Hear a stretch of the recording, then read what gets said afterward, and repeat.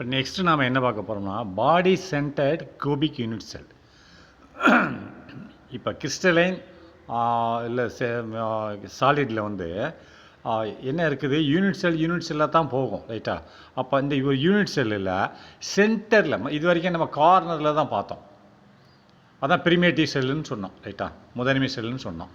அப்போது அது போக அதுவும் இருக்கும், அது போக சென்டர்லேயோ சைடு கிளாஸ்லேயோ ஆட்டம்கள் இருந்தால், அதாவது இருந்தால் அதை என்ன சொல்லுவாங்கன்னா நான் பிரிமேட்டிவ் செல் என்று சொல்வார்கள், ரைட்டா? இப்போ நல்லா பாருங்கள், பாடி சென்டர்டு கியூபிக் யூனிட் செல். பாடி சென்டர்னா அந்த யூனிட் செல்லுக்கு நடுவில், அதான் பாடின்றான் மொத்தம். பாடி சென்டர் நடுவில் மத்தியில் ஒரு ஒரு ஒரு ஆட்டம் இருந்தால் செயல்பட்டால் அந்த யூனிட் செல்லில், இது மொத்தமே யூனிட் செல் தான், ரைட்டா? யூனிட் செல்லில் ஒரு ஆட்டம் இருந்து செயல்பட்டால் இது மொத்த யூனிட் செல், ஒரு யூனிட் செல். இதுக்கு முந்தி என்ன பார்த்தா பிரிமேட்டிவ் செல்னால் இந்த எட்ஜில் இருக்கிறது தான் பிரிமேட்டிவ் செல். ஒவ்வொரு ஆட்டமும் என்ன செய்யும், 1/8 தான் இதுக்கு கொடுக்கும் தன் வேலைப்பாடுகளில், மீதி வெளியில் கொடுக்கும். ஏன்னா மீதியில் வெளியில் கொடுக்கும். அதனால தான் என்ன சொல்லலாம், 8 ஆட்டமும் சேர்ந்து எவ்வளோ கொடுத்துருக்கு, 8 × 1/8 8/8 1 தான். ஒரு ஆட்டம் எவ்வளோ பவர் கொடுக்குமோ அவ்வளோ பவர் தான் மொத்தத்துக்கும் இந்த கியூபிக் செல்லு கொடுத்துருக்கு, எல்லாம் சேர்ந்து. சரியா? இப்போது நான் பிரிமேட்டிவ் செல்லுன்னு சொன்னால் இந்த கார்னரும் இருக்கும், கூட உள்ள சென்டர்லேயே இல்லை கிளாஸில் ஒட்டி இருக்கும். இப்போ சென்டரில் உள்ளதை பார்ப்போம். அதான் body center cubic unit cell அப்படின்றான். பாடி சென்டர் இந்த சென்டரில் ஒரு ஆட்டம் இருக்கிறது இல்லையா? இது வந்து எங்கேயாவது பங்கு எதுக்காக ஷேர் பண்ணுதா? இல்லை. வெளியில் ஷேர் பண்ணுறதுக்கு இது டச் பண்ண முடியாது, உள்ளே இருக்குது. அதனால் வெளியில் உள்ள யூனிட் செல் இருக்குல்ல, அது இது கூட டச் ஆகுமா? ஆகாது. ஏன்னா இந்த செவரு அந்த செவரு இதெல்லாம் தாண்டி வெளியில் உள்ள ஒவ்வொரு யூனிட் செல் அடுக்கி வச்சது தான், செங்கல் மாதிரி அடுக்கி தானே வச்சா, இது உள்ளே இருக்கிறதுனால இது எது கூட ஷேர் பண்ணாது, இது தனிச்சு நிற்கும், ரைட்டா? நல்லா பார்த்துக்கோங்க. அப்போ வாங்க போவோம். இப்போ இதை பற்றி பார்ப்போம். இனி பாடி சென்டர்டு கியூபிக் யூனிட் செல். ஒரு பாடி சென்டர்னா சென்டருக்குள்ளே இருக்கக்கூடிய ஒரு ஆட்டம், அதோட வைத்திருக்கக்கூடியது பாடி சென்டர்டு கியூபிக் யூனிட் செல். கியூபிக்னா இதுதான், ரைட்டா? Cubic unit cell. Each corner is occupied. அது கார்னரும் இருக்கும், அதான் முதல்ல சொல்கிறான். அது போக சென்டர்லேயே இருக்கும். ஈச் கார்னர் அப்படின்னா ஒவ்வொரு முனையும் is occupied by an identical particle. Identical atom, பார்ட்டிகிள்னால் பொதுவானது.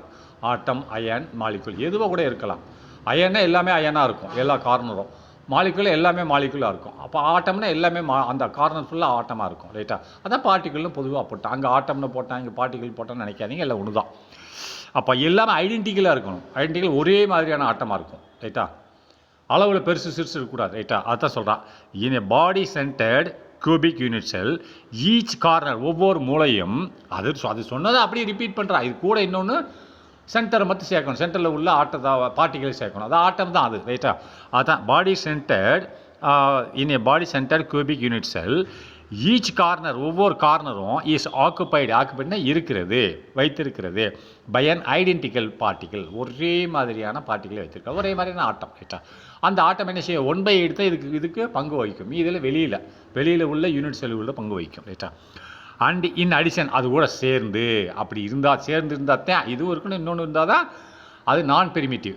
இன் அடிஷன், இது கூட சேர்ந்து டு தேட், இது இன் அடிஷன், அதனால் கூட டு தேட், அப்போ இது கூட தேட்னா அது கூட சேர்ந்து, அடிஷனாக சேர்ந்து, எது கூட டு தேட், இந்த 8 கார்னர் இருக்குல்ல, அது கூட சேர்ந்து ஒரு ஆட்டம் இருக்காப்பா கூட. எங்கே இருக்குது? சென்டரில் இருக்குது. One atom occupies the body centre. ஒரு ஆட்டம் உள்ள சென்டரில் இருக்கா. அதில் பிரிமேட்டிவ்லே ஒரு சென்டரில் கிடையாது, சைடு கிளாஸ்லேயே ஒட்டிக்கிட்டு இல்லை, ரைட்டா?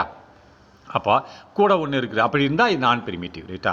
Those atoms which occupy the corners don't touch each other அப்படின்றான். இப்போ இவ்வளோ இருந்தால் அது வந்து நான் பிரிமேட்டிவ். அப்போ தோஸ் ஆட்டம்ஸ், திரும்பி என்ன சொல்கிறான், அந்த கார்னர் உள்ள ஆட்டத்துக்களை சொல்கிறான். என்ன சொன்னால் தோஸ் ஆட்டம்ஸ் அந்த ஆட்டங்கள் என்ன சொல்கிறான், அந்த கார்னர் உள்ள ஆட்டங்கள் சொல்கிறான். Those atom which occupy the corner, அந்த கார்னரில் இருக்கக்கூடிய, ஆக்குபைனா ஆக்கிரமித்து இருக்கக்கூடிய ஆட்டங்கள் என்று பொருள். அப்படின்னா இருக்கக்கூடிய ஆட்டங்கள், எங்கள் கார்னரில் இருக்கக்கூடிய ஆட்டங்கள் don't touch each other. Don't டச்னா ஒன்றை ஒன்று தொடாது. அது அந்த மூலையில் தான் இருக்கும். இந்த மூலையில் உள்ள ஆட்டத்தை தொடுமா? தொடாது. ஒவ்வொரு மூலையில் ஒவ்வொரு ஆட்டம் இருக்குது. ரெண்டு டச்சாக இருக்குமா? இருக்காது. ஆனால் நேர்கோடு எட்ஜுன்னு நேர்கோடு அது தொடும் ரெண்டு ஆட்டத்தையும், ரைட்டா? ஒன்றை ஒன்று தொடாது, ரைட்டா? ஹவவர் இருப்பினும் த ஆல் டச் அவைகள் எல்லாம் இந்த 8ம் சேர்ந்து சொல்கிறான். இந்த 8 ஆட்டம் காரண உள்ள ஆட்டங்களை சொல்கிறான். ஹவவர் இருப்பினும் அதனால சொல்கிறேன். முதல் என்ன சொல்லியிருக்கேன்? இந்த 8 ஆட்டங்களும் ஒன்றை ஒன்று தொடாதுன்றான். அப்போ அதுக்கடுத்து பாருங்கள், ஹவவர் இருப்பினும் தேனை எதை குறிக்குது? அந்த 8 ஆட்டத்தை குறிக்குது காரணம் உள்ளது. தே ஆல் அப்படின்னா அவைகள் எல்லாம் என்னது? டச்னா தொடுகிறது. எதை தொடுகிறது? Touch the one that occupies the body centre. Touch the ஒன்றை மட்டும் தொடுகிறது.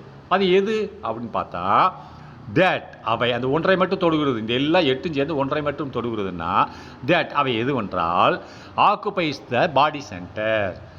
அந்த யூனிட் செல்லுக்கு நடுவில் இருக்கக்கூடிய பார்ட்டிக்கிளை மற்றும் எல்லாம் தொடுகிறது. எல்லா காரணங்களும் உள்ள தொடுகிறதுனா அது லிங்க் வச்சிருக்கு. ஃபோர்ஸ் ஏதாவது ஒரு ஃபோர்ஸை செலுத்துகிறது. அது மேலே மட்டும். இந்த காரணத்தில் உள்ள ஆட்டங்கள் ஒன்றை ஒன்று தொடாது. ஆனால் எல்லா ஆட்டங்களும் சேர்ந்து பாடி சென்டரில் இருக்கக்கூடிய ஒரு பார்ட்டிக்கிளோ அது ஆட்டமோ அது கூட மட்டும் லிங்கில் இருக்குது அப்படிங்கிறான். அதாவது த டச் அதை மட்டும் தொடுகிறது. டச் த ஒன்றை தொடுகிறது. அது என்னது? தேட் ஆக்குபைஸ் அந்த ஒன்றை தேட் ஆக்குபைஸ் அது வைத்திருக்கிறது. அது இருக்கிறது. எங்கே இருக்கிறது? த பாடி சென்டரில் இருக்கக்கூடிய ஒன்றை இவைகளை அனைத்தும் தொடுகிறது. ஹென்ஸ் ஆகவே each atom is surrounded by 8 nearest neighbours அப்படின்றான். அப்போ 9 ஆகிப்போச்சு மொத்தம். சுற்றி 8 நடுவில் 1 9 ஆகிப்போச்சா? 8 ஆட்டங்களும் சேர்ந்து என்னது? ஒவ்வொரு அந்த மூலையில் உள்ள ஒவ்வொரு ஆட்டமும் ஒன்றை ஒன்று தொடாது. ஆனால் மூலையில் உள்ள எல்லா ஆட்டங்களும் எதை தொடும்? சென்டரில் உள்ள ஆட்டத்தை தொடும். அப்போ மொத்தம் எத்தனை? 9 ஆகிப்போச்சு. அப்போ ஏதாவது ஒரு ஆட்டத்தை நீ எடுத்துக்கிட்டீங்கன்னா மீதி 8 ஆட்டமும் இதை சுற்றி இருக்குன்னு அர்த்தம், ரைட்டா? எப்படி அப்படின்னா இந்த எல்லா ஆட்டங்களும் சென்டரில் உள்ள ஆட்டங்களோட டச் ஆகிடுச்சா? அப்போ அதுக்கு முன்னாடி லிங்க் ஆகுதா? எல்லாமே லிங்க் ஆகிட்டு இருக்கா? அப்போ ஒரு ஆட்டம் எந்த ஆட்டத்தை கூட எடுத்துக்கோங்க, அப்போ எல்லாமே டச் ஆகும். ஹென்ஸ் ஆகவே ஈச் ஆட்டம் ஒவ்வொரு ஆட்டமும் இந்த மொத்தம் 9 ஆட்டத்தில் ஏதாவது ஒரு ஆட்டம் ஒவ்வொரு ஆட்டமும் சொல்கிறான். ஒவ்வொரு ஆட்டமும் சரவுண்டட் சூழப்பட்டுள்ளது. எப்படி? By 8 nearest neighbours. 8னா மற்ற 8 அருகில் உள்ள நெய்பர்ஸ் அருகில் உள்ளவைகளால் சூழப்பட்டுள்ளது. மற்ற 8 என்னது? ஏதாவது ஒரு ஆட்டத்தை எடுத்துக்கோ, மீதி 8 ஆட்டங்கள் இதை சூழப்பட்டுள்ளதுன்னு சொல்கிறான். வேணால் படத்தில் காமிக்கிறேன் பாருங்கள். இப்போ என்ன சொன்னா? ஃபஸ்ட்டு என்ன சொன்னால், இந்த 8 கார்னரில் உள்ள ஆட்டங்கள் மட்டும் இருந்தால் என்னது? பிரிமிட்டிவ். அது போக இதுவும் இருக்கணும். சென்டர்லேயோ அல்லது சைடு கிளாஸ் 6 கிளாஸ் இருக்கு பாருங்கள். 2 லெஃப்ட்டு 2 ஃப்ரண்ட் பேக்கு மேலேயும் கீழேயும் 6 இருக்குது. இதில் ஆட்டங்கள் ஒட்டி இருக்கும் ஒன்றொன்றுலையும். அப்படி இருந்தால் அதுவும் நான் பிரிமிட்டிவ். இப்போ சென்டரில் இருக்குது, அப்போ நான் பிரிமிட்டிவ். இப்போ என்ன சொல்கிறான்? இந்த கார்னரில் உள்ள ஆட்டங்கள் ஒன்றை ஒன்று தொடாது. இந்த ஆட்டமும் கார்னரில் இருக்குது, இந்த ஆட்டமும் இது ஒன்றை ஒன்று தொடாது. அதேமாதிரி இது கூடயும் தொடாது, இது கூடயும் தொடாது அப்படின்ட்டான் ஃபஸ்ட் ஜெனரேஷன். ஆனால் செகண்ட் என்ன சொல்கிறான்? எல்லா ஆட்டங்களும் சேர்ந்து சென்டரில் உள்ள ஆட்டங்களை தொடுமுன்றான். அப்போ பாருங்கள் என்ன சொல்லியிருக்கான்? இதான் சென்டரில் உள்ளது. இதை எல்லாம் தொடுதான். அந்த லைன் போட்டிருக்கான் பாருங்கள், சர்வ் லைன் போட்டிருக்கானா? எல்லாமே இதை அட்ராக்ட் பண்ணுது, ரைட்டா? அட்ராக்ட்னா இதை கனெக்ட் பண்ணுகிறது, ரைட்டா? அப்போ செகண்ட் லைன். அப்போ மூணாவது என்ன சொல்கிறான்? அப்படி இருக்கும்போது மூன்றாவது ஒரு பாயிண்ட் என்ன சொன்னாங்க பாருங்கள். அதனால் ஒவ்வொரு ஆட்டமும் இந்த யூனிட் செல்லில் இருக்கக்கூடிய ஒவ்வொரு ஆட்டமும் மற்ற 8 ஆட்டங்களால் சூழப்பட்டுள்ளது. உதாரணமாக சொல்லுங்கள், இந்த கீழே உள்ளது உதாரணத்துக்கு இதை மட்டும் எடுத்துக்கிறேன். கீழே உள்ளதை இந்த ஆட்டம் மற்ற 8 ஆட்டங்கள் எப்படி? அப்போ 8 சுற்றி இருக்குது, ரைட்டா? 8 இது ஒன்று போக 7 இருக்கா? அப்போ சென்டரில் ஒன்று சேர்த்து 8 இருக்கா? பாருங்க, இது இந்த ஒரு ஆட்டம் மீதி 8 ஆட்டங்களால் சூழப்பட்டுள்ளதுன்னா நல்லா பாருங்கள். எப்படின்னா இது இங்கேருந்து நேராக சென்டருக்கு டச் ஆகுதா? அப்போ சென்டர்லேருந்து எல்லா இதுவும் கனெக்ட் ஆகிடுதா? சென்டரில் உள்ள ஆட்டத்து கூட இது கனெக்ட் பண்ணுது, அவ்வளோதான். ஆனால் சென்டரில் உள்ள ஆட்டத்து கூட எல்லாமே கனெக்ட் ஆயிருக்கா? இப்போ நீ எனக்கு ஒரு நண்பர், உதவி பண்ணுற நண்பர், உனக்கு உதவி பண்ணுற நம்பர் 10 பேர் இருக்காங்கன்னா நீ எனக்கு உதவி பண்ணும்போது அவங்களும் சேர்த்து உதவி பண்ணுறாங்க இல்லையா? அதுதான் பொருள், ரைட்டா? அதான். அப்போ உதாரணத்துக்கு இந்த இதை எடுத்துக்கோங்க, இந்த ஆட்டத்தை எடுத்துக்கோங்க, ரைட்டா? அப்போது இது என்ன செய்யுது? எது கூடயும் டச்சில் இல்லை. இந்த சென்டரில் உள்ளது கூட தான் இருக்குது. ஆனால் சென்டரில் உள்ளது மீதி ஆட்டங்களோட டச்சில் இருக்கா? அப்போ மீதி 8 ஆட்டங்களும் இதுக்கு சரௌண்டட் இதுக்கு இதனை சூழ்ந்துள்ளதுன்னு அர்த்தம். அதான் அவன் சொல்லியிருக்கான் பாயிண்டில், ரைட்டா? சரி, ரைட். நான் இங்கிலீஷ் படிக்கும்போது கொஞ்சம் பார்த்து படிச்சுக்கோங்க, அப்போ தான் உங்களுக்கு புரியும், ரைட்டா? ஹென்ஸ் ஆகவே ஈச் ஆட்டம் ஒவ்வொரு ஆட்டம் இதில் இருக்கக்கூடியது is surrounded by 8 nearest neighbours. என்ன 8 அருகில் உள்ள நெய்பர்னா அருகில் உள்ளவர்கள், நியரஸ்ட்னா மிக அருகில் உள்ளவர்களால் இவைகள் சூழப்பட்டுள்ளது. ரைட்டா? அப்போ and coordination number is 8. Coordination number என்ன சொன்னேன்? அருகில் உள்ளவைகள் தான் அத்தனை நம்பர்னு சொன்னேன் ஏற்கனவே நமக்கா. அண்ட் இதனோட கோஆர்டினேஷன் நம்பர் எவ்வளோ? 8. ஏன்னா எல்லாமே இதை சூழ்ந்து இருக்கிறது, அதனால் 8. ரைட்டா? அப்போ coordination number is an atom present in the body center belongs to only to the particular unit cell. முதல்ல நம்ம கார்னரில் உள்ளது வந்து கார்னரில் இருக்க ஆட்டங்கள் ஒவ்வொரு ஆட்டங்களும் என்ன செய்யுது? 1/8 தான் இதில் பங்கு வகிக்குது. இதில் வெளியில் உள்ள யூனிட் செல்லு கூட பங்கு வகிக்குது. ஆனால் இங்கே சென்டரில் உள்ளது வேறு ஏதாவது யூனிட் செல்லு கூட பங்கு வகிக்க முடியுமா? சென்டர் விட்டு வெளியில் போய் டச் பண்ண முடியுமா? வெளியில் உள்ள யூனிட் செல்லு கூட முடியுமா? முடியாது. ஏன் முடியாதுன்னு சொல்கிறேன் கேளுங்க. இங்கே இருக்குது ஒரு பெட்டி, அடுத்து இங்கே ஒரு பெட்டி இருக்குது, சரியா? அடுத்து இங்கே ஒரு பெட்டி இருக்குன்னா இதில் இந்த சென்டரில் உள்ளது இந்த கிளாஸை தாண்டி வந்து இங்கே வந்து செட் பண்ண முடியுமா? முடியாது. அதனால் இந்த சென்டரில் உள்ள ஆட்டம் இதுக்கு மட்டும்தான் பவரை செலுத்தும்ன்றான். ரைட்டா?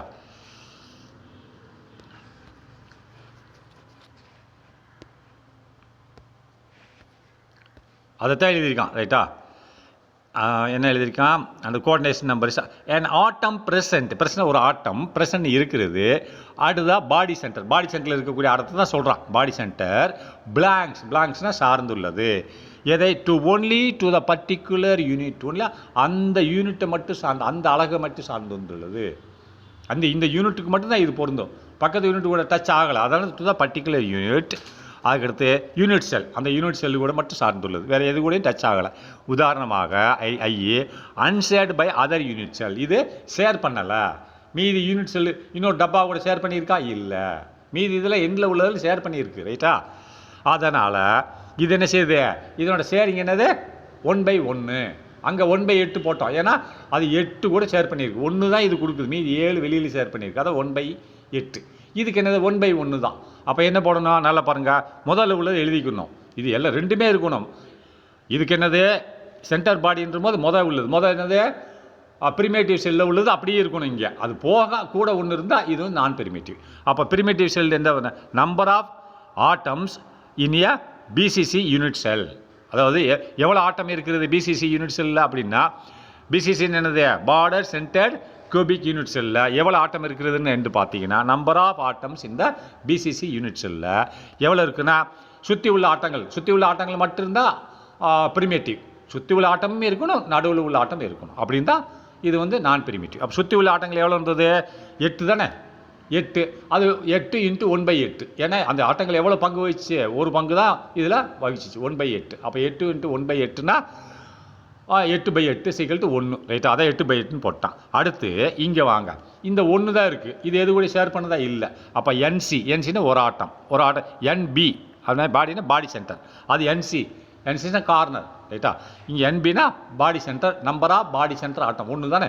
அப்போ என்பி × 1/1. ஒரு ஆட்டம் தான் இருக்குது, அது ஒரு ஆட்டத்துக்கு கூட தான் ஷேர் பண்ணிக்கிச்சு. அது 1/1 = 1. அதுதான் போட்டிருக்கான். அப்போ என்பி × 1/1 அப்படின்னா என்பின்றது என்னது? 1. என்பின்னு ஒரு ஆட்டம் தானே? 1 × 1 / 1 = 1 தான். ரைட்டா? அப்போ இங்கே பாருங்கள், இது 8/8 1 தான், இது 1/1 1 2 தான். மொத்தம் 2 ஆட்டம் தான் இதில் இருக்குது. ரைட்டா? அதில் ஒரு ஆட்டம் இருந்தது இதில் ப்ரிமிட்டிவில். இது நான் ப்ரிமிட்டிவ் 2 இருக்குது. அடுத்து பார்ப்போம். இந்த கிளாஸில் ஒட்டி இருக்கிறத பற்றி பார்ப்போம். அது நான் ப்ரிமிட்டிவ் தான். இப்போ face centred cubic unit cell. Face சென்டர்னா என்னது? பக்கவாட்டில் கிளாஸ், ஒவ்வொரு சைடு கிளாஸ் இருக்கு இல்லையா? அந்த ஃபேஸ்ன்னு சொல்லுவாங்க. முகப்பும்பாங்க. முகப்பில் ஒட்டி இருக்கக்கூடிய ஆட்டங்கள். ரைட்டா? இங்கே பாருங்கள், சென்டர். இப்போ சென்டர் அவன் என்ன சொன்னால் 8 கார்னரில் உள்ளது இருக்கணும், கூட அடிஷனலில் உள்ள ஏதாவது ஒன்று இருக்கணும். அப்படி இருந்தால் அது வந்து நான் ப்ரிமிட்டிவ். இப்போ நம்ம சென்டரில் உள்ளதை எடுத்துட்டோம். இனிமேல் சென்டரை காமிக்க வேண்டாம், கிளாஸில் ஒட்டினதை பார்ப்போம். மொத்த கிளாஸ் எத்தனை கிளாஸ் இருக்குது? 6 கிளாஸ் இருக்குது பாருங்கள். ஒரு கியூபிக்கில் 6 இருக்குமா? 6 சைடு இருக்குமா? இங்கே பாருங்கள், இப்போ 8 இருக்குது கார்னரில், அது இருக்குது ப்ரிமிட்டிவ். இது இங்கே இருக்குது. அப்போ அது போக ஏதாவது இருக்கா? இங்கே பாருங்கள், ஒவ்வொரு சைட்லேயும் ஒன்று இருக்குது.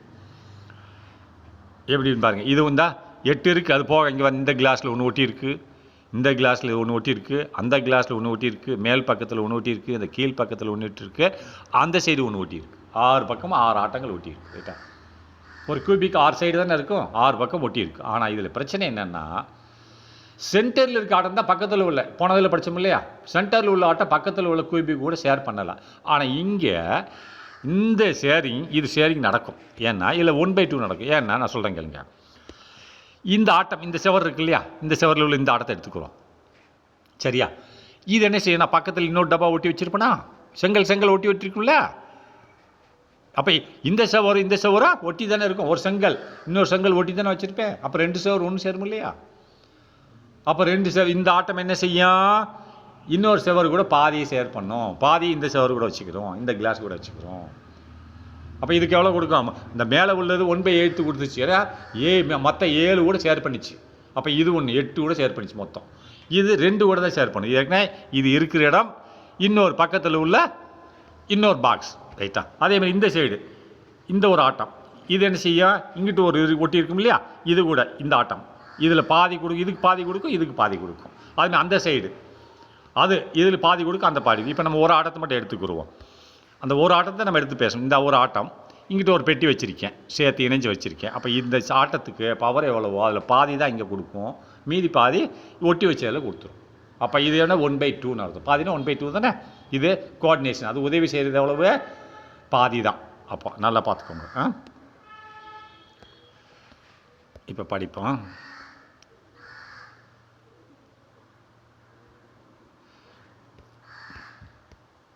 இதுதான் ஃபேஸ் சென்டர். ஃபேஸ்னால் அந்த கண்ணாடி மாதிரி இருக்கு இல்லையா, அதான் ஃபேஸ் முகப்பு, மூஞ்சி பார்க்குற மாதிரி மூஞ்சி மாதிரி இருக்கு இல்லையா, அதான். இது ஒவ்வொரு 6 இருக்குது ஃபேஸ். அதான் face centre cubic unit cell ரைட்டா. இதில் என்ன போட்டிருக்கான்னு பார்ப்போம். இனி face centre cubic unit cell இதில் 8 கார்னர்லேயும் இருக்கணும். இதில் 8 கார்னர் இருக்கணும். அது கூட சேர்ந்து ஒவ்வொன்றும் ஒரு ஃபேஸ் 6 ஆட்டம் இருக்குது, 6 பார்ட்டிகள்னு சொல்லலாம். ஆனால் இந்த பார்ட்டிகள் 1/2 தான் இதுக்கு கொடுக்கும், மீதி 1/2 பக்கத்தில் ஒட்டி இருக்கிறது கொடுத்துரும் ரைட்டா. அப்போ இந்த ஃபேஸ் சென்டர் கியூபிக் யூனிட் இந்த பாருங்கள், இந்த ஃபேஸ் சென்டர் கியூபிக் யூனிட்டில் ரைட்டா. கியூபிக் யூனிட்டில் அது ஐடென்டிக்கலாக எல்லாமே அந்த ஐடென்டிக்கல் ஆட்டம் தான் 8 கார்னரில் இருக்குது. ஐடென்டிக்கல் ஆட்டம் அப்படியே எழுதுகிறோம் எல்லாத்துக்கும் சேர்த்து லைன் அமைந்திருக்கிறது. இது அட் ஈச் கார்னர் ஒவ்வொரு கார்னர்லேயே ஐடென்டிக்கல் ஆட்டத்தில் அமைந்திருக்கிறது. அஸ் வெல் அஸ் இந்த centre of each face as well as அதே மாதிரி ஒவ்வொரு கண்ணாடியில் ஃபேஸ்னே கண்ணாடியிலும் சென்டரில் அமைந்திருக்கிறது மத்தியில். அஸ் வெல் எஸ் அதான் நல்லா பாருங்கள், இதை போட்டிருக்கான். இந்த face centred cubic unit cell இதில் ஐடென்டிக்கல் ஆட்டம்ஸ் ஒரே மாதிரியான ஆட்டங்கள் எல்லாமே இருக்கும். ஐடென்டிக்கல் ஆட்டம் 8 மூலையிலேயும் 8 இருக்குது.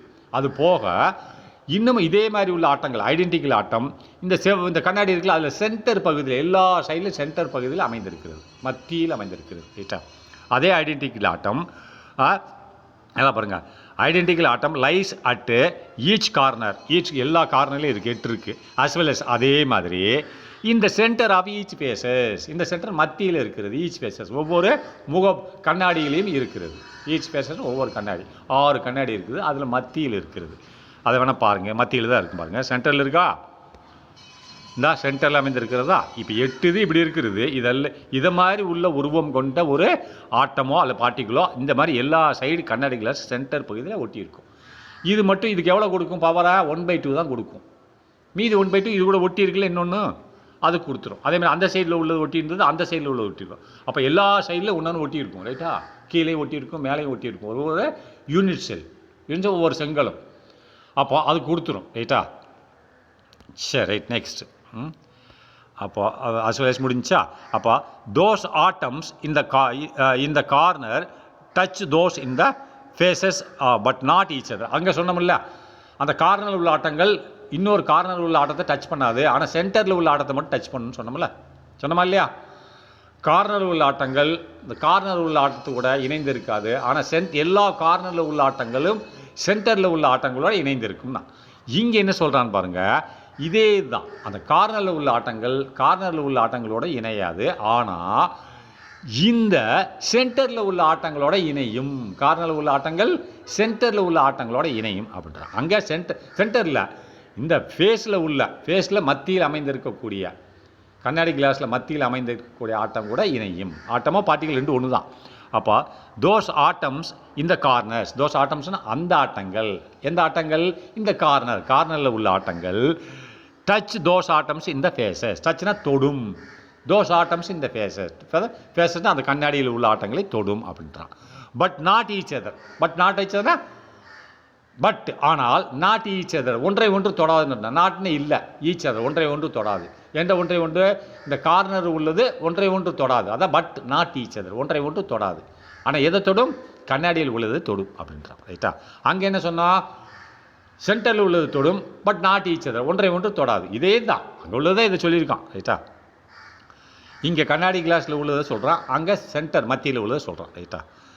அப்போ the atoms in the phase center is being shared by 2 unit cell. அப்போ ஒரு ஃபேஸ் சென்டரில் உள்ள ஒரு ஃபேஸ் சென்டர், ஒரு கண்ணாடியில் உள்ள ஆட்டமானது அது எது கூட இணைந்திருக்கு? the atoms in the phase center. ஆட்டம்னா ஃபேஸ் சென்டர், அந்த கண்ணாடியில் இருக்கிற ஒரு ஆட்டமானது கண்ணாடி மத்தியில் இந்த அணுக்கள் இந்த ஃபேஸ் சென்டரில் உள்ள அணுவானது, ஃபேஸ் சென்டர்னா கண்ணாடியில் உள்ள மத்தியில் உள்ள அணுவானது இஸ் பீயிங் ஷேர்ட்னா பகிர்ந்து கொள்ளுகிறது பை 2 யூனிட் செல், 2 யூனிட் செல்லை பகிர்ந்து கொள்ளுது. அது தானே சொன்னேன். ஆனால் முதல்ல இதுக்கு முந்தி படித்தது என்னென்னா சென்டரில் மத்தியில் இருக்கிறது வந்து இன்னொரு யூனிட் செல் கூட பகிர முடியாது. இது வந்து இன்னொரு யூனிட் செல் ஒட்டி வச்சிருவேன், அப்போ அது கூட பகிருதா? அதனால் யூனிட் செல் கூட பகிருது. என்னது? இந்த ஒரு கண்ணாடி கிளாஸில் இருக்கக்கூடிய ஒரு ஆட்டம், அப்போ இன்னொரு செங்கலை ஒட்டி வச்சிருக்கோம்ல, இது ஒரு செங்கல் அவுட்புறத்தில் இருக்குது கண்ணாடி கிளாஸ், இன்னொன்று ஒட்டி வச்சோம்னா இது, அப்போ இது அது கூட டச் ஆகுது. அப்போ இதோட பவர் பாதி அதுக்கு போயிடுது, பாதி இதுக்கு வருது. அப்போ இதுக்கு எவ்வளோ கிடைக்கும்? 1/2 தானே கிடைக்கும், மீது 1/2 அங்கிட்டு கிடைச்சிடும். அதனால் அதான் சொல்லியிருக்கான் பாருங்கள். என்ன சொல்லியிருக்கான்? The atoms in the face centre, அதாவது அந்த கண்ணாடி கிளாஸில் உள்ள மத்தியில் உள்ள ஆட்டமானது இஸ் பீயிங் ஷேர்னா ஷேர் பண்ணுகிறது, பகிர்ந்து கொள்ளுகிறது பை 2 யூனிட்ஸ், 2 யூனிட் கூட பகிர்ந்து கொள்ளுது. அப்போ 2 யூனிட் அது ஒன்று இது இருக்கிற யூனிட், இன்னொன்று அது கூட நெருங்கி இருக்குது, அது கூட ஒட்டி இருக்கிற யூனிட். வேறு 3வது யூனிட் வருமா? வராது. ஏன்னா இது சென்டரில் இருக்குது, இன்னொன்று சென்டரில் தான் வந்து ஒட்டும், வேறு 3வது இது கூட வராது. அப்போ 2 பகிர்ந்து கொள்ளுகிறது. ஈச் ஆட்டம் இந்த ஃபேஸ் சென்டர் மேக்ஸ், ஒவ்வொரு அந்த ஃபேஸ் சென்டரில் உள்ள ஒவ்வொரு ஆட்டமும் எவ்வளோ பங்கு கொடுக்குது? 1/2 தான் கொடுக்கும். இதுக்கு 1/2, இன்னொன்றுக்கு 1/2. அதான் சொல்கிறேன். ஈச் ஆட்டம் இந்த ஃபேஸ் சென்டர். அப்படின்னா ஃபேஸ் சென்டரில் 6 இருக்குது, 6 சைடு ஒட்டி இருக்கும் ஒன்று செங்கல். அப்போ ஒவ்வொரு ஆட்டமும் இதுக்கு பாதி அதுக்கு பாதியாக கொடுக்கும். அதான் ஈச் ஆட்டம். அப்போ இந்த 6 குறிக்குது. ஈச்னா ஒவ்வொரு ஆட்டமும் அந்த ஃபேஸ் சென்டர்ன்றது அந்த கண்ணாடியில் நடுவில் அமைந்திருக்கக்கூடிய ஆட்டங்கள் மேக்ஸ்னா வழங்குகிறது. இதை 1/2 கண்ட்ரிபியூஷனா தன்னோட பவர். கண்ட்ரிபியூஷனை நான் இனாம் கொடுக்குறேன்ல, அதை மாதிரி தான். எவ்வளோ கொடுக்குது? 1/2 தான் கொடுக்குறது டு த யூனிட் செல். ஒரு யூனிட்டுக்கு எவ்வளோ கொடுக்குது? 2 யூனிட் ஒட்டிடுது, 1/2 தான் கொடுக்குறது. நான் திரும்பி படத்தை காமிக்கிறேன், உங்களுக்கு திரும்பி ஞாபகப்படுத்துகிறேன். இப்போ இங்கே பாருங்கள், இப்போ இந்த ஒரு சைடில் எடுத்து காமிக்கிறேன், பிறகு 2வது சைடு இந்த சைடில் இது ஒட்டி இருக்குது. அப்போ இன்னொன்று நான் வந்து இப்படி ஒட்ட முடியும், ஒரு கிளாஸ் செங்கலை தான் ஒட்ட முடியும். அப்போ இந்த செங்கலில் உள்ள கண்ணாடி கிளாஸ், இந்த சைடில் உள்ள கிளாஸை இது கூட ஒட்டிடும். அப்போ இது என்ன செய்யும்? இதுக்கு பாதியை கொடுத்துரும், இதுக்கு பாதியை கொடுத்துரும், மீதி இங்கே இதுக்கு பாதி வரும். அப்போ இது என்ன? பாதியை இங்கே வச்சுக்கிறதுக்கு பாதியை அங்கே கொடுத்துருது. அப்போ இதை அழிச்சிடுறேன். ரைட்டா? இதை நான் அழிச்சிடுறேன், இந்த சைடை அழிச்சிடுறேன். அப்போ இந்த சைடுக்கு வாங்க, இந்த சைடில் நான் ஒன்று ஒட்டுறேன். அப்போ இந்த ஆட்டம் என்ன செய்யும்? இதுக்கு பாதி கொடுத்துருக்கோம், மீதி பாதி இங்கிட்டு ஒட்டி இருக்கோ கொடுத்துரும். சரி, அதை ஒவ்வொரு சைட்லேயும் இருக்கக்கூடிய ஆட்டங்கள் பாதி தான் இது கொடுக்கும் இருக்கிறதுல, மீதி பாதி அங்கே கொடுத்துரும். அப்போ இந்த சைடு வாங்க, இங்கிட்டு ஒன்று இருக்கு இல்லையா? அப்போ இந்த உள்ளே இருக்கிற ஆட்டம் இது கூட ஒட்டி பாதியை கொடுக்கும், அதுக்கு பாதி வச்சு இப்படியே மேலே உள்ள ஆட்டம், இந்த மேலே உள்ள ஆட்டத்தை வச்சுக்கோங்க. மேலேனா இதுக்கு மேலே ஒன்று இருக்கு இல்லையா? இதுக்கு மேலே இருக்குது, இன்னும் ஒட்டி இருக்குது. அப்போ இந்த ஆட்டம் என்ன செய்யும்? இதுக்கு பாதியை கொடுக்கும், கீழே உள்ளதுக்கு மேலே உள்ளதுக்கு பாதியை கொடுக்கும். அப்போ இந்த லெஃப்ட்டில் உள்ளது இன்னொரு செங்கல் ஒட்டியிருக்கேன். அப்போ இந்த சைடில் உள்ளது இதுக்கு பாதியை கொடுக்கும், இதுக்கு பாதியை கொடுக்கும். அப்போ கீழே உள்ளது இதுக்கு பாதியை கொடுக்கும், இதுக்கு பாதியை கொடுக்கும். அவ்வளோதான். சரியா? அதான் சொல்கிறான், இங்கிலீஷில் போட்டுக்க, வேறு எதுவும் இதே இல்லை. ரைட்டா? இப்போ ஃபார்முலாவுக்கு வருவோம். நம்பர் ஆஃப் ஆட்டம்ஸ் இந்த எஃப்சிசி ஃபேஸ் சென்டர்ட் யூனிட். ரைட்டா? Unit cell, face centred unit cell. ரைட்டா? அதில் என்ன இருக்கும்? ஃபஸ்ட்டு 8, அது பொதுவாக 8 இங்கே எழுதிடணும். எல்லாம் ப்ரிமேட்டிவில் உள்ளது அப்படியே இருக்கும். என்ன ப்ரிமேட்டிவ் உள்ளது? என்னது? n centre, NC/8. ஏன்னா NC × 1/8, 8 பங்கில் ஒரு பங்கு தான் கொடுக்குது. ஆனால் அதில் 1/1 அந்த உள்ளே இருக்கிறது இதுக்கு மட்டும் தான் வழங்கிச்சு. அதனால் 1/n × n சென்டர் அது நடுவில் உள்ளது. ரைட்டா? பாடி NB = 1 × 1/1, ஒன்றுக்கு தான் வழங்குச்சு. இங்கே 1/2 பாதி தான் கொடுக்குது. அப்போ இது என்னது? NF ஃபேஸ் சென்டர்னு அர்த்தம். NF face centre. அப்போ × 1/2 பாதி கொடுக்குது. அப்போ NF எவ்வளவு? 6 கிளாஸ் இருக்குல்ல, 6 × 1/2. அப்போ 6 × 1 6, அப்போ டிவைடட் பை 2, இந்த 6 × 6 டிவைடட் பை 2, அப்போ 8/8 1, 6/2 3, 4 ஆகி போச்சா, 2 1 3 கூட்டினா 4 ஆயிடுச்சு. சரியாச்சா? அப்போ டிராவிங் த கிறிஸ்டல் லேட்டிஸ், இப்போ கிறிஸ்டல் லேட்டிஸ் படிக கட்டமைப்பு, கட்டமைப்புனா மொத்தம் செங்கலை வச்சு கட்டின ஒரு வீடு மாதிரி, அது கிறிஸ்டல், மொத்த கிறிஸ்டல் சொல்லுது. Drawing the crystal lattice on paper, paper is difficult, பேப்பரில் நம்ம இந்த கிறிஸ்டல் லேட்டிஸை வரைவது வந்து ரொம்ப மிக கடினம், அதை வரைஞ்சி உங்களுக்கு விளக்கமாக சொல்கிறதுன்றது ரொம்ப கஷ்டம். அதான் சொல்கிறேன், drawing the crystal lattice on paper is difficult. என்ன போட்டிருக்கான்னு பார்ப்பேன், டிஃபிகல்ட்னு போட்டிருப்பான். Is not an easy task, எதுவும் சாதாரண ஒரு வேலை அல்ல. ஈஸி டாஸ்க்னா வேலை, ஈஸினா சாதாரண வேலை அல்ல. அப்போ டிஃபிகல்ட் நான் சொன்னேன், ரைட்டா, வரைஞ்சி காமிக்கிறேன். அதனால் த கன்ஸ்டிடியூயன்ஸ் இன் ஏ யூனிட் செல், ஒரு யூனிட் செல்லில், ஒரு யூனிட் செல்லில் கன்ஸ்டிடியூன் அதுக்குள்ளே இருக்க ஆட்டங்கள் அல்லது அயன்கள் அல்லது மாலிகுல்கள் எதுவாக இருக்கட்டும், ரைட்டா. The constituents in a unit cell touch each other, ஒன்றை ஒன்று தொட்டு கொண்டு இருக்கு, நம்ம அதுக்குள்ளே இருக்கக்கூடிய ஒன்றை ஒன்று டச் பண்ணி தானே இருக்கும். அண்டு ஃபார்ம் உண்டாக்குகிறது 3 டைமென்ஷனல் நெட்வொர்க். அது த கன்ஸ்டிடியூயன்ட் அப்படின்னா உள்ளே இருக்கக்கூடிய பொருட்கள். ஒரு யூனிட் செல், ஒரு செல் தான் எடுத்துருக்கான், பல செல்கள் ஒன்று கூடி இருக்கிறது தான் கட்டமைப்பு. ஒரு கட்டமைப்பில் இருக்கிறது தான் உனக்கு என்னது கிறிஸ்டலைன் லேட்டிஸ், ஒரு கிறிஸ்டலைன் லேட்டிஸ்ன்னு சொல்லுவாங்க, ரைட்டா. அப்போ இது ஒரு யூனிட் செல்லில் உள்ள அனைத்து கன்ஸ்டிடியூயன்ட்ஸும் உள்ளே அமைந்திருக்கக்கூடிய ஆட்டம், மாலிகுல் அண்டு அயன், இதெல்லாம் பார்ட்டிக்கிள்னு பொதுவான வார்த்தை பார்ட்டிக்கிள்னு சொல்லுவாங்க. பார்ட்டிக்கிள்கள் டச் ஈச் அதர், ஒன்றை ஒன்று தொட்டு கொண்டு இருக்கின்றன.